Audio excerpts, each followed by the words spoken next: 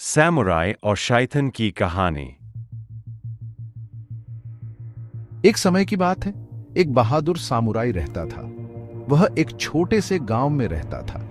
यह गांव एक पहाड़ के नीचे बसा हुआ था। सामुराई अपनी बुद्धिमत्ता के लिए जाना जाता था। वह अपनी दयालुता के लिए भी प्रसिद्ध था। एक दिन गांव पर एक काला बादल छा गया। गांव वाले डर गए। वे मदद के लिए सामुराई के पास गए। क्या हो रहा है? उन्होंने पूछा। सामुराई ने आसमान की तरफ देखा।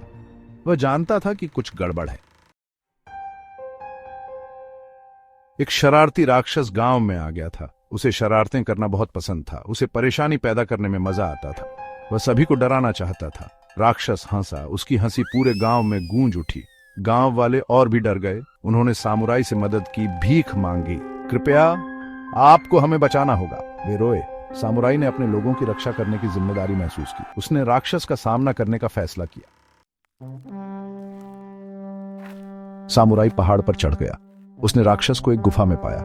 तुम मेरे गांव को क्यों परेशान करते हो? सामुराई ने पूछा।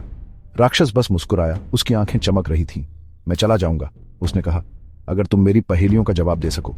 सामुराई जानता था कि यह आसान नहीं होगा। राक्षस अपनी चालाक पहेलियों के लिए जाने जाते थे। बहुत अच्छा, उसने कहा।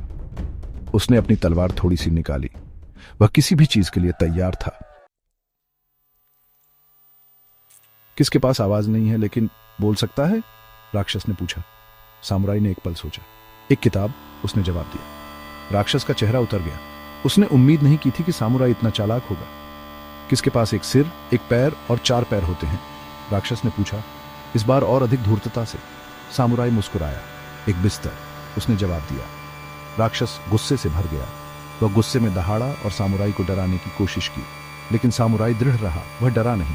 हार कर राक्षस गायब हो गया। सामुराई गांव लौट आया। सबने जयकारा लगाया। वे सुरक्षित थे। सामुराई ने उन्हें बचा लिया था। उसने अपनी बुद्धि का उपयोग बुराई को हराने के लिए किया था। गांव वालों ने सीखा कि साहस और तेज दिमाग किसी भी बाधा को पार कर सकता है।